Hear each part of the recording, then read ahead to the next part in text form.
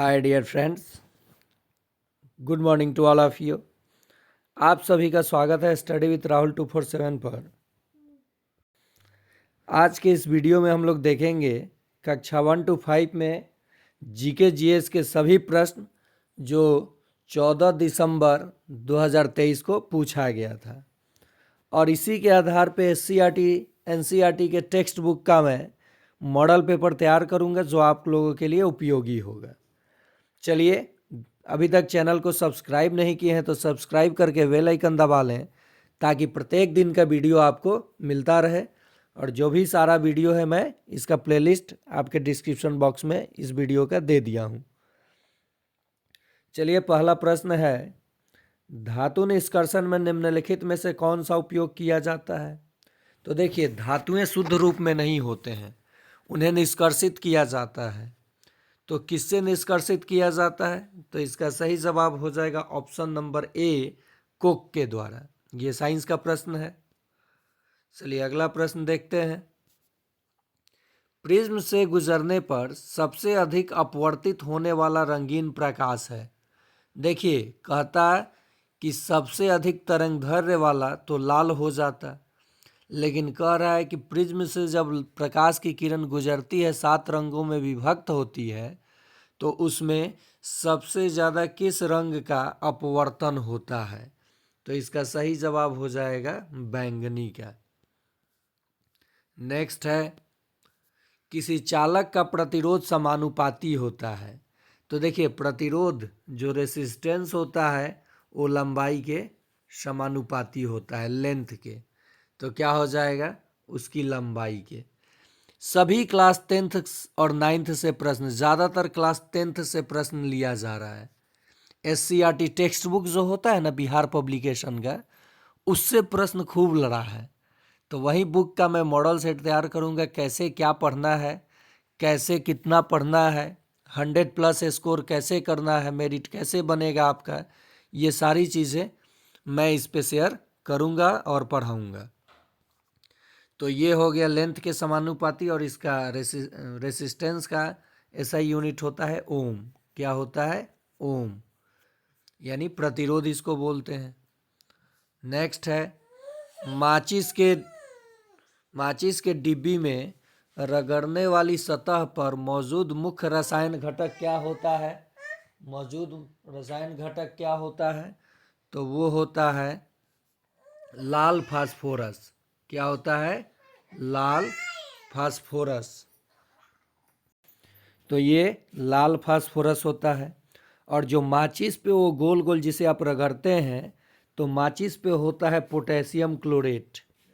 Class 8 का जो science है ना एससीईआरटी टेक्स्ट बुक का और 10th का, वहाँ से ये लिया गया है। तो माचिस के डिब्बे पर क्या होता है? लाल फास्फोरस। और जो तीली पे लगा हुआ लेप होता है वो क्या होता है? Potassium chlorate. ग्रेफाइट विद्युत का एक ऐसा धातु है जो विद्युत का सुचालक है। यहाँ से भी प्रश्न बनता है। यूज होता है, पेंसिल में यूज होता है ग्रेफाइट। चलिए आगे देखते हैं प्रश्न को। निम्नलिखित में से कौन सा अल्कोहल पेय के लिए उपयुक्त होता है? तो जो एथेनॉल होता है ये पेय पदार्थ होता है, पेय के लिए उपयोग होता है, जिससे नशा होता है लेकिन आप लोग पिएंगे नहीं। तो ये पेय पदार्थ है कौन सा? मेथेनॉल। अगला प्रश्न है, किसी ईंधन की दक्षता उसके डैश के संदर्भ में व्यक्त की जाती है। तो देखिए, ईंधन की दक्षता की बात कर रही है तो उसके कैलोरी मान में व्यक्त की जाती है। और एक चीज़ तुक्का मारने को आपको बताऊं मैं, बड़ा ऑप्शन सही ऑप्शन वो बाद में बताऊंगा, पहले आप पढ़ाई कीजिए, ठीक है? अगर आपको आंसर नहीं पता है तो तुक्का कैसे मारिएगा इसकी चर्चा मैं जब एग्ज़ाम नज़दीक आता है तब बताता हूँ। 8 से 10 प्रश्न सही हो जाता है। नेक्स्ट है, खाने के डिब्बों पर जस्ता के बजाय टीन की परत चढ़ी होती है क्योंकि टीन की तुलना में जस्ता का गलनांक अधिक होता है। जस्ता टीन की तुलना में महंगा है? नहीं, साइंटिफिक कारण है। टीन की तुलना में जस्ता अधिक प्रतिक्रियाशील है। सी ऑप्शन बिल्कुल सही जवाब हो जाएगा। अब ये इंग्लिश वर्जन हो गया। तो इसका देखिए, इसका मैं गणित और रीजनिंग ये करा चुका हूँ आपको इसके पहले वीडियो में, जिसका लिंक डिस्क्रिप्शन बॉक्स में मैं दे दिया हूँ, आप देख सकते हैं। बारी बारी से PRT 1, 2, 3 सभी का मैं करा दूंगा, और साथ ही साथ 6 to 8 सामाजिक विज्ञान, विज्ञान गणित, और 9, 10 विज्ञान, विज्ञान गणित, सामाजिक विज्ञान सभी का करा रहा हूँ। तो आप देख सकते हैं। और उसके बाद मॉडल सेट हम लोग करेंगे, जाएगा कहाँ एग्ज़ाम। और जो जनरल पेपर होता है 6 to 8, 9, 10 का, यहीं से प्रश्न लेके डाल देता है। निम्नलिखित में से कौन सी पारंपरिक सिंचाई पद्धति नहीं है? तो देखिए, ड्रिप प्रणाली ये पारंपरिक सिंचाई पद्धति नहीं है। कौन? ड्रिप प्रणाली। अगला प्रश्न है, मानव गुर्दे की कोशिका में लिंग गुणसूत्रों की संख्या होती है, तो ये कितनी होती है? 2। ऑप्शन में है 2 जोड़े, बिल्कुल सही जवाब हो जाएगा। मानव कान का श्रव्य परास कितना होता है? तो 20 हर्ट्ज से 20,000 हर्ट्ज। कितना होता है? 20 हर्ट्ज से 20,000 हर्ट्ज होता है। चलिए अगला प्रश्न देखते हैं। और एक चीज़ और जान लीजिए, ये भी प्रश्न पूछा हुआ था। सोनार, साउंड नेविगेशन, रेंजिंग का उपयोग किया जाता है। इसका जो प्रयोग किया जाता है पानी की गहराई में वस्तुओं के पता लगाने के लिए। एक और प्रश्न पूछा हुआ था 9, 10 में, 1 डिग्री सेल्सियस तापमान बढ़ने पर ध्वनि की चाल 0.61 मीटर प्रति सेकंड बढ़ जाती है। यानी तापमान बढ़ने पर ध्वनि की चाल बढ़ती है और घटने पर घटती है। दबाव पर, यानी उस पर कोई दबाव पर इसका कोई असर नहीं पड़ता है। नेक्स्ट है, निम्नलिखित में से किसमें उच्चतम ऊर्जा होती है? तो प्रकाश के नीला प्रकाश जो होता है ना, इसमें जो ऊर्जा होती है उच्चतम ऊर्जा होती है। और साथ ही साथ मैं बता दूं, तरंगदैर्घ्य सबसे अधिक लाल रंग का होता है। एक चीज़ और आप जान लीजिए, कहीं से ये जो प्रश्न पूछा जा रहा है टेक्स्ट बुक से, बहुत डीप पूछा जा रहा है। किताब को एकदम बारीकी से अध्ययन करने पे ये सारे प्रश्न मिलते हैं। और बहुत सारे प्रश्न लो लेवल के हैं, लेकिन ये डीप पूछा जा रहा है, हवा हवाई नहीं। तो आपको वन लाइनर नहीं पढ़ना होगा, आपको पूरे डिटेल से मैं पढ़ाऊँगा, ऑप्शन भी दूंगा। इस तरीके से मैं ऑप्शन सेट भी करूँगा 5 ऑप्शन वाला, और तब आपसे प्रश्न उत्तर इस चैनल के माध्यम से मैं करा दूंगा। लेकिन आपको मेहनत करना होगा साथ साथ। आपके मेहनत पे ही रिजल्ट, देखिए कोचिंग में और मेरे चैनल से पढ़ लेने से रिजल्ट आपका नहीं होगा। आपको खुद सोचना होगा, मेहनत करना होगा, अपना IQ लगाना होगा। और वो कैसे लगाना होगा, इसकी सारी चर्चा मैं करूँगा। मैं बताऊँगा कि कैसे पढ़ना है, क्योंकि मैं कैसे सेलेक्ट हुआ वो सारी चीज़ें चर्चा कर दूँगा। नेक्स्ट है, पेंसिल लेड देखिए आ गया प्रश्न, पेंसिल लेड बनाने के लिए किस पदार्थ का उपयोग होता है? वहाँ मेरे मुंह से निकला और यहाँ प्रश्न आ गया, इसी में दे दिया है। तो किसका प्रयोग होता है? ग्रेफाइट का होता है। अगला प्रश्न है, प्रकाश की एक किरण दर्पण पर 30 डिग्री के कोण पर आपतित होती है। देखिए, ये 9, 10 का जो मैं साइंस का करा रहा हूँ MCQ, जो डाला हूँ प्रकाश का अपवर्तन परावर्तन, उसमें ये प्रश्न आपको मिल जाएगा। देखिए यहाँ पूछा भी है, बहुत अच्छा ये प्रश्न है। ठीक है, ये आपतित किरण है, ये परावर्तित किरण है, और इस पर मैंने अभिलंब डाल दिया। ठीक है, कह रहा है कि ये प्रकाश की एक किरण दर्पण पर 30 डिग्री के कोण पर आपतित होती है, यानी ये कोण 30 डिग्री है। अब देखिए क्या पूछ रहा है, अभिलंब और परावर्तित किरण के बीच का कोण क्या होगा? केवल ये पूछा है, ये अभिलंब और परावर्तित किरण के बीच का कोण। अगर पूछा होता दर्पण से लेकर और यहाँ तक के ये पूरे कोण पूछता तब 60 होता, लेकिन ये केवल क्या पूछा है, अभिलंब और परावर्तित किरण के बीच का कोण। तो आपको परावर्तन के नियम से जानते हैं, आपतन कोण का मान, आपतन कोण परावर्तन कोण के बराबर होता है, परावर्तन कोण के क्या होता है, बराबर होता है। तो ये 30, तो ये भी 30 डिग्री होगा। ए ऑप्शन हो जाएगा इसका बिल्कुल सही जवाब। ध्यान में आया आपको? यहाँ एक चीज और देख लेते हैं, प्रकाश की एक किरण दर्पण पर 30 डिग्री के कोण पर आपतित होती है। दर्पण पर 30 डिग्री के कोण पर, यहाँ से अगर ये 30 है, पूरा दर्पण से कह रहा है 30 है और 90 है, तो ये वाला कितना हो जाएगा? रुकिए, ये प्रश्न देखिए, ये लैंग्वेज पकड़ना होगा आपको। ये कह रहा है कि ये दर्पण से, किससे? दर्पण से 30 डिग्री के कोण पर आपतित हो रही है। कितने डिग्री पर? 30 डिग्री पर।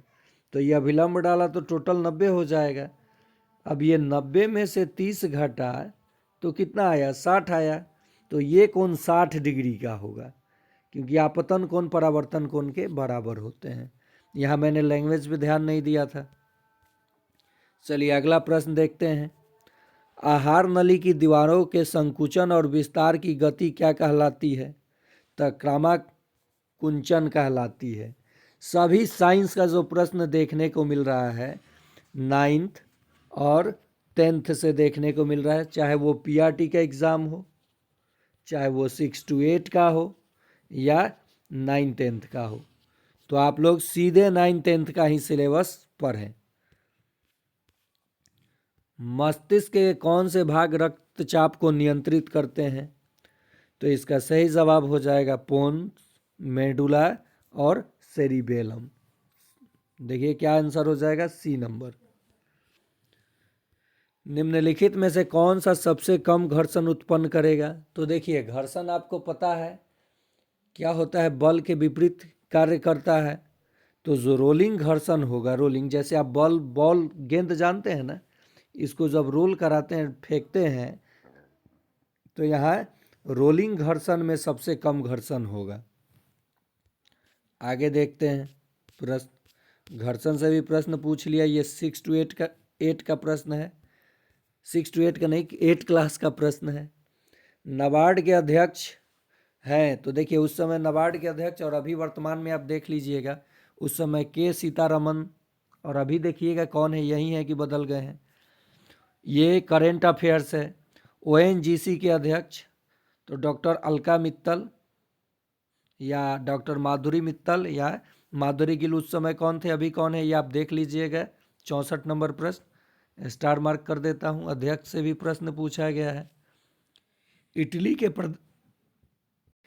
के प्रधानमंत्री तो यूट्यूब पे खूब छाई हुई थी नरेंद्र मोदी जी के साथ, तो ये कौन है, जॉर्जिया मेलोनी। कौन है, जॉर्जिया मेलोनी। 5वीं बाघ गणना रिपोर्ट 2022 के अनुसार भारत में बाघों की संख्या कितनी थी? तो इसे स्टार मार्क कर लीजिए। अब 2024 या 23 के रिपोर्ट के अनुसार आप लोग देख लीजिएगा, और उस समय क्या था, ये करंट अफेयर्स का प्रश्न है, आप देख लीजिएगा। अगला प्रश्न है, 2022 की घटना बिपरजॉय था, तो ये क्या था, उष्णकटिबंधीय चक्रवात था। क्या था, उष्णकटिबंधीय चक्रवात था। मध्यमान भोजन योजना का नाम, नया नाम क्या रखा गया है? तो ये पीएम पोषण योजना, पीएम पोषण योजना इसका नाम कर दिया गया है। थावे महोत्सव 2023 का आयोजन स्थल है भागलपुर, मुंगेर, पटना। तो ये उस समय इन तीनों में से कहीं पे नहीं हुआ था, इसका आंसर हो जाएगा ऑप्शन नंबर ई। बिहार सरकार की स्टेट आइकन है, तो उस समय स्टेट आइकन और अभी कौन है देख लीजिएगा। उस समय मैथिली ठाकुर थी, अभी देखिएगा यही है कि बदल चुकी है। इस आधार पे मैं बनाऊंगा करंट अफेयर्स, आपको टेंशन नहीं लेना है, टेंशन को पेंशन देना है। लोड बिल्कुल नहीं लीजिए, क्योंकि राहुल सर आप लोगों के साथ हैं।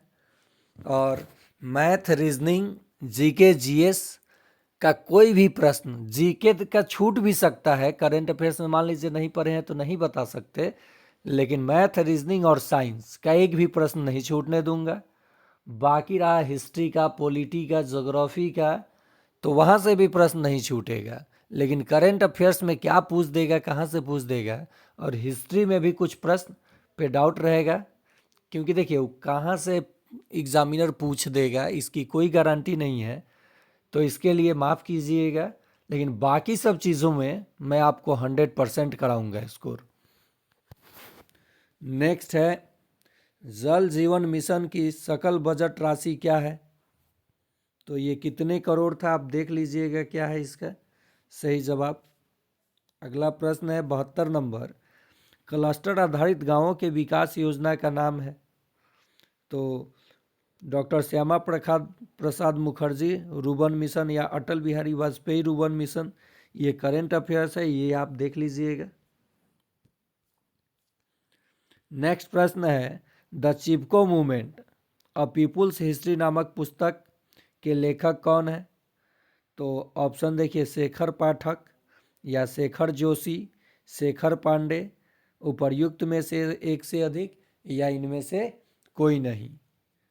तो चलिए बताइए इसका सही जवाब क्या होगा। इस प्रश्न का सही जवाब आपको बताना है क्या होगा। द चिपको मूवमेंट के पुस्तक के लेखक कौन है? ठीक है, चिपको मूवमेंट पुस्तक के लेखक कौन है, तो आपको जवाब देना है कमेंट बॉक्स में। ऑप्शन है शेखर पाठक, इस पे थोड़ा सा डाउट है हमको, तो देख लिया जाएगा, इसको देखा जाएगा कौन है। तो सही ऑप्शन होना चाहिए शेखर पाठक। क्या होना चाहिए? शेखर पाठक। और अगला प्रश्न है, विश्व ब्रेल लिपि दिवस कब मनाया जाता है? तो 4 जनवरी को मनाया जाता है। अगला प्रश्न है, भारत गौरव पर्यटन रेलगाड़ी के संबंध में कौन सा तथ्य सही है? तो इसका सही जवाब हो जाएगा, इसका 16 अप्रैल 2023 को शुभारंभ किया गया, सही है, ये सही है। इसकी नई दिल्ली रेलवे स्टेशन से शुरुआत हुई, ये भी सही है। जब दो सही है तो आंसर हो जाएगा डी। अज्ञात शवों के डीएनए का डाटाबेस रखने वाला प्रथम राज्य कौन है भारत का? जैसे मान लीजिए अज्ञात कोई इंसान एक्सपायर होता है, तो उसके शवों से डीएनए का डाटाबेस रखने वाला हिमाचल प्रदेश भारत का प्रथम राज्य बन गया। और आसियान 2023 के शिखर सम्मेलन कहाँ आयोजित हुआ था? तो ये इंडोनेशिया में आयोजित हुआ था। 10 मई 2023 को पिट्सबर्ग क्लाइमेट डायलॉग सम्मेलन की मेज़बानी करने वाला देश है। तो ये कौन सा देश है? आप ऑप्शन में देख लीजिएगा, ऑप्शन में देखिए कौन सा देश है, कमेंट में जवाब दीजिएगा। प्रश्न है 10 मई 2023 को पिट्सबर्ग में क्लाइमेट डायलॉग सम्मेलन की मेज़बानी करने वाला देश कौन सा है? तो ऑप्शन में है पोलैंड, जर्मनी, इटली, उपर्युक्त में से एक से अधिक, या उपर्युक्त में से, तो जर्मनी इसका सही जवाब हो जाएगा। क्या हो जाएगा? जर्मनी सही जवाब हो जाएगा। अगले प्रश्न की ओर बढ़ते हैं। ये तो बहुत आसान प्रश्न है। सूर्य एक है, तो देखिए खाली तारा नहीं दिया है, अब रंग बिरंगा दिया है। तो सूर्य एक पीला तारा है। कैसा तारा है? पीला तारा है। ग्लोब पर 1 डिग्री के अंतराल पर खींची गई अक्षांश रेखाएं कितनी होती हैं? तो 1 डिग्री के अंतराल पर 179 अक्षांश रेखा होता है। और एक देशांतर में कितने मिनट का अंतर होता है? तो 4 मिनट का, याद रखिएगा। कोसी मैदान की समुद्र तल से ऊंचाई कितनी है? तो ये 30 मीटर है। अगला प्रश्न, जीवाश्मों के आधार पर मानव का उत्पत्ति केंद्र है, तो अफ्रीका की रिफ्ट घाटी मानव की उत्पत्ति केंद्र मानी जाती है। दो समुदायों के मध्य सांस्कृतिक संपर्क कहलाती है, तो दो समुदायों के मध्य सांस्कृतिक संबंध क्या कहलाती है? एनकल्चरेशन, एक्लरेशन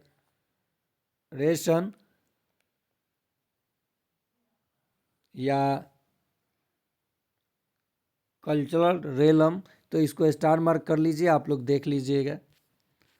नेक्स्ट है, बरौनी तेल शोधक संयंत्र बिहार के किस जिले में है? तो ये बेगूसराय में है। चलिए आगे बढ़ते हैं और सेशन को लाइक कीजिए, चैनल को सब्सक्राइब कीजिए ताकि आपको वीडियो समय समय से मिलता रहे। टेहरी बांध परियोजना संबंधित है संभववादी विचारधारा से। निम्नलिखित में से कौन सी उड़ीसा की स्थानांतरण कृषि है? तो उड़ीसा की पोडू या पेंडा या वेवार। तो इसका सही जवाब हो जाना चाहिए वेवार। आप स्टार मार्क इसे भी कर लीजिए, देख लीजिएगा। स्थानांतरित कृषि से संबंधित प्रश्न आ रहा है। बलूचिस्तान में चलवासी का तंबू कहलाता है, तो क्या कहलाता है? चलवासी का तंबू किजसी कहलाता है। क्या कहलाता है? किजसी कहलाता है। अगला प्रश्न है, बिहार के किस जिले में रेशमी वस्त्र का उत्पादन सर्वाधिक होता है? तो ऑप्शन भागलपुर सही जवाब हो जाएगा। जनसंख्या घटने से मानव भूमि अनुपात क्या होता है? तो ये बढ़ता है। अगला है, बिहार के किस जिले में मक्का का उत्पादन सर्वाधिक होता है? तो म से मक्का, म से मुजफ्फरपुर और ल से लीची। देखिए म ल, मक्का, मुजफ्फरपुर, लीची, म ल। चलिए आगे देखते हैं प्रश्न। अगला प्रश्न है, 1857 के विद्रोह के नेता कुंवर सिंह किस स्थान से संबंधित थे? तो ये जगदीशपुर से संबंधित थे। ईस्वी संख्या 1876 में इंडियन एसोसिएशन की स्थापना किसने की थी?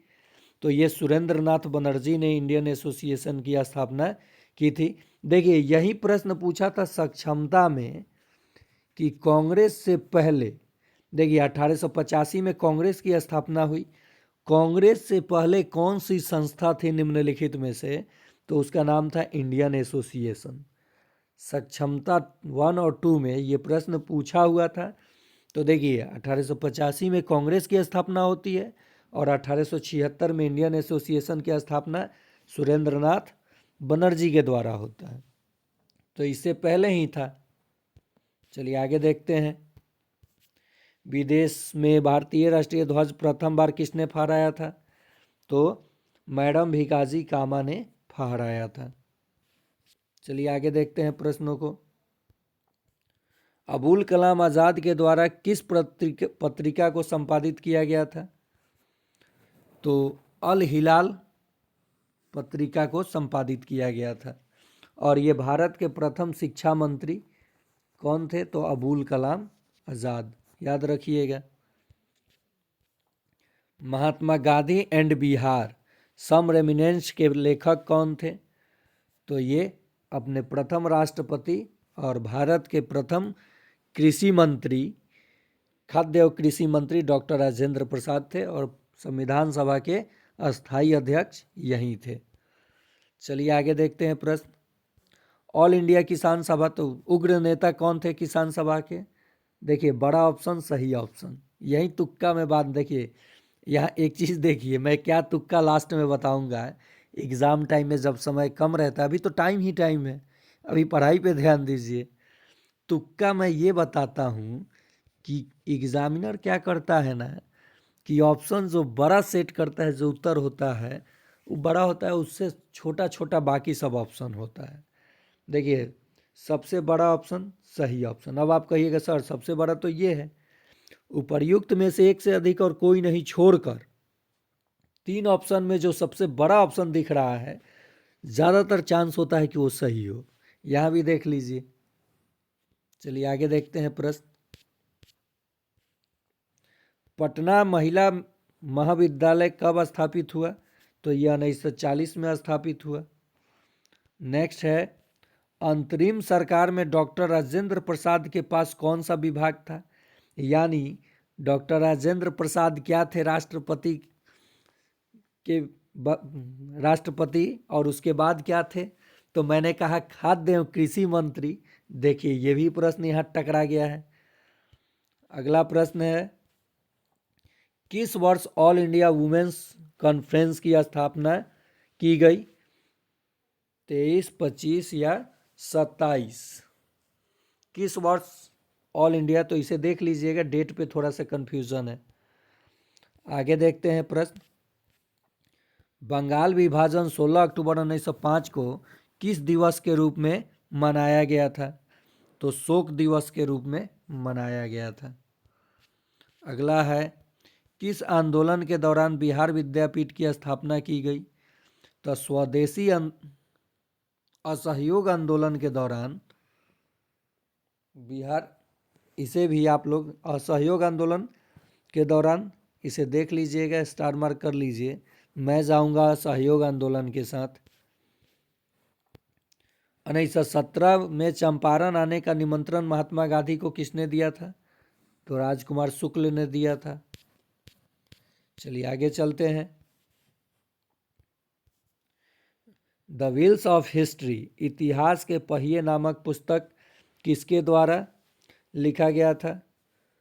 ऑप्शन है Lokmanya Gangadhar Tilak, Ram Manohar Lohia, Jayaprakash Narayan. The wheels of history इतिहास के पहिया, इस पुस्तक को देख लीजिएगा आप लोग, नहीं तो गलत बता दूंगा तो बोलिएगा सर ये आप गलत पढ़ा दिए, नहीं पता है मुझे। नेक्स्ट है, निम्नलिखित में से भारत की स्वतंत्रता के प्रति मुस्लिम लीग की दृष्टिकोण के बारे में कौन सा सही है? तो देखिए जब भी ऐसा आपको ऑप्शन मिले बड़ा बड़ा बड़ा बड़ा 2-3, तो समझ जाइए कि उसका आंसर डी होने वाला है। तो इसका सही जवाब क्या हो जाएगा? डी। ये भी एक तुक्का है। आगे देखते हैं।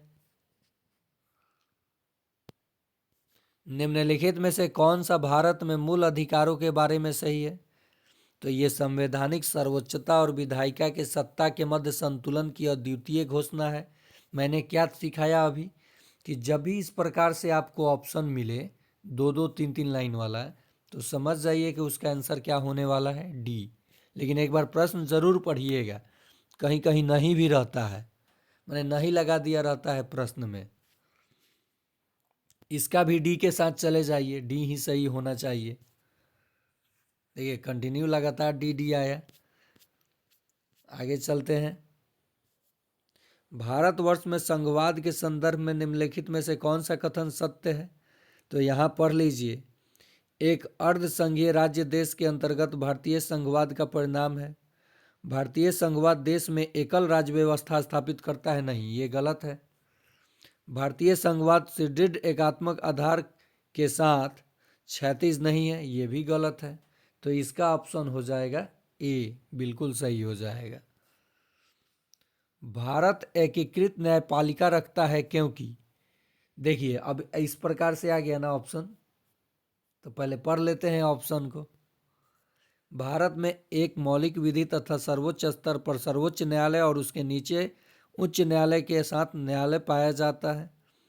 उच्च न्यायालयों के न्यायाधीश राष्ट्रपति द्वारा नियुक्त किए जाते हैं। तो देख लिए ना, इसका भी आंसर क्या हो जाएगा? डी।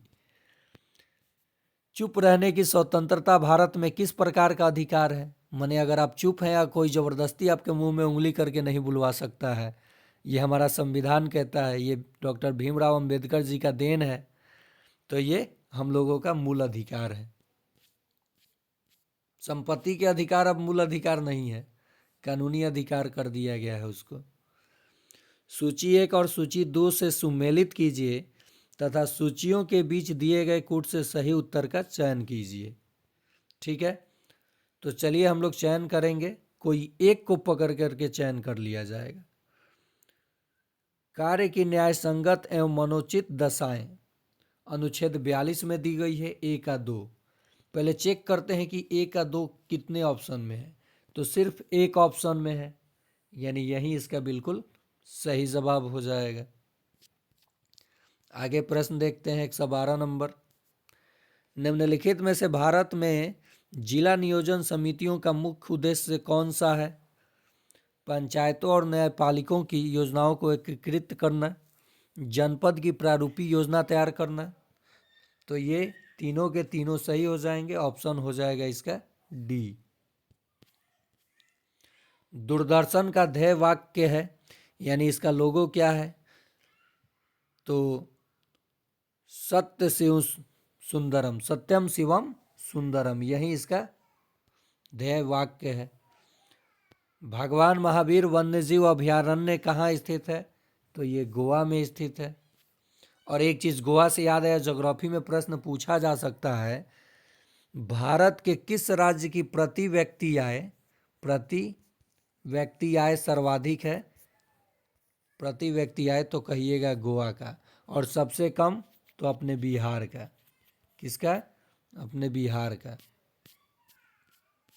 अगला प्रश्न है, दीनदयाल उपाध्याय प्रसिद्ध हैं, तो ये दीनदयाल उपाध्याय किस लिए प्रसिद्ध थे? तो ये साम्यवाद के लिए प्रसिद्ध थे। खुदाई खिदमतगार आंदोलन का नेतृत्व किसने किया था?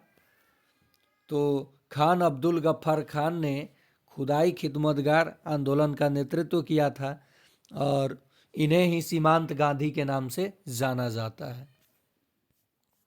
चलिए देखते हैं, जनजातीय गौरव दिवस कब से शुरू किया गया? तो बिरसा मुंडा जी का जन्म 15 नवंबर को हुआ था, तो इसीलिए 15 नवंबर 2021 को इसे शुरू किया गया।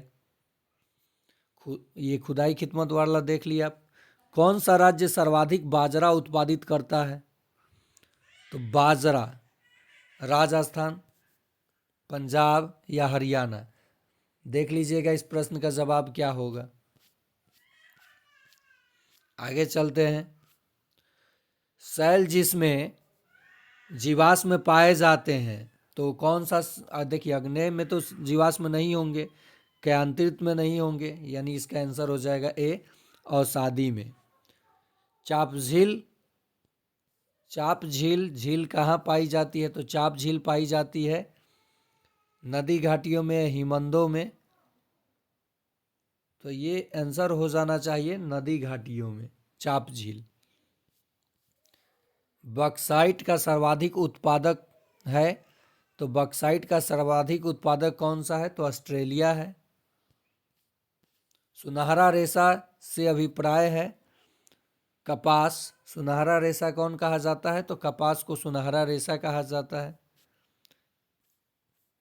जनसंख्या में परिवर्तन की 3 मुख्य कारक है, तो जन्म, मृत्यु और प्रवास, इसका आंसर हो जाएगा बी। मानव गतिविधियों के कारण पर्यावरण में प्रतिकूल परिवर्तन कहलाता है, तो ये क्या कहलाता है? पारिस्थितिक अशांति, तबाही, पारिस्थितिक क्षरण? नहीं, इनमें से कोई नहीं हो जाएगा। मानव गतिविधियों के कारण पर्यावरण में प्रतिकूल परिवर्तन, तो पारिस्थितिक अशांति, तबाही और पारिस्थितिक क्षरण, ये ऑप्शन डी के साथ हम जाएंगे। आप लोग इसे देख लीजिएगा। चलिए नेक्स्ट है, काले फेफड़े का रोग संबंधित है, तो कोयला खनिकों से, कोयला से नहीं, काले फेफड़े रोग से संबंधित तो कपड़ा उद्योग के श्रमिकों से। इसका सही जवाब क्या होगा? क्लास 10th का ये प्रश्न है, कपड़ा उद्योग के श्रमिकों से। अगला प्रश्न देखते हैं, तेल स्लिक क्या है? तो बड़ा ऑप्शन सही ऑप्शन। मैं बोला ना, एग्जामिनर कभी नहीं चाहता है ज़्यादा से ज़्यादा ऑप्शन सेट करना, वो भी चाहता है शॉर्टकट मार के निकले। तो तुक्का कैसे लगाना है, आपको सिर्फ जानकारी यहीं मिलेगी, और उसके बाद आपको स्टडी कैसे करना है और कौन से टॉपिक का मॉडल सेट पढ़ना है। हम मॉडल सेट बनाएंगे ना, पहले क्वेश्चन पेपर तो करा लूँ लाइन से सभी, टीआरई 1, टीआरई 2, टीआरई 3 का। WWF का पशु चिन्ह क्या है? तो ये विशालकाय पांडा या लाल पांडा, तो ये विशालकाय पांडा है। शुद्ध पानी की तुलना में अशुद्ध पानी का क्वथनांक बढ़ जाता है। क्या होता है? बढ़ जाता है। पानी का क्वथनांक देखिए कितने डिग्री सेल्सियस पर उबलना शुरू करता है? 100 डिग्री। और पानी का हिमांक क्या होता है? तो कहिएगा 0 डिग्री सेल्सियस। और किस तापमान पर पानी का घनत्व सर्वाधिक होता है? तो 4 डिग्री सेल्सियस पर। चलिए आगे देखते हैं प्रश्न। ओजोन क्षेत्र अधिक स्पष्ट होता है भूमध्य रेखा पर, कर्क रेखा पर, मकर रेखा पर। तो यहाँ ऑप्शन कोई नहीं दिया है शायद, तो इसका सही जवाब आप चेक कर लीजिएगा इसे। मेरे हिसाब से इसका ऑप्शन ई होना चाहिए। साबुन एवं डिटर्जेंट स्रोत हैं, कार्बनिक प्रदूषक हैं। कार्बन एवं डिटर्जेंट स्रोत हैं कार्बनिक प्रदूषक के, जैसे कि ग्लिसरॉल, पॉलीफॉस्फेट, सल्फोनेटेड हाइड्रोकार्बन। तो यानी तीनों का तीनों जवाब सही है, आंसर हो जाएगा डी। ऑटोमोबाइल निकास का सबसे खतरनाक धातु प्रदूषक कौन है? तो ये सीसा है। अधिक ऊंचाई पर उबलते हुए पानी में सब्जियां पकने में अधिक समय लेती है, क्योंकि इसका मुख्य कारण है ऊंचाई पर जाने पर दबाव कम हो जाता है। ऊंचाई बढ़ने पर उबलते हुए पानी का तापक्रम नहीं, तापक्रम ऊंचाई तापक्रम पर उबलता है, तो ये ऊंचाई बढ़ने पर उबलते हुए पानी का तापक्रम कम हो जाता है। तो ये बिल्कुल सही जवाब हो जाएगा। अगला चलिए देखते हैं। नीचे ये देखिए, इसका मैं करा चुका हूँ 135 से लेकर 150 तक, ये टोटल मैथ रीजनिंग का वीडियो इसका मैं करा चुका हूँ, जिसका लिंक डिस्क्रिप्शन बॉक्स में दे दिया हूँ। आप जा कर के वहाँ से चेक कर सकते हैं। और प्लेलिस्ट भी बना हुआ है, बीपीएससी टीआरई की तैयारी कैसे करनी है, कैसे अच्छा स्कोर करना है, कौन सा किताब पढ़ना है, बिना फी लगाए कैसे आपको रिजल्ट लेना है, मतलब बिना किसी पेड कोर्स के, ये सारी जानकारी मैं वहाँ दिया हूँ। तो आज के लिए इतना ही, फिर मिलते हैं इसी जोश और उमंग के साथ इसी चैनल पर।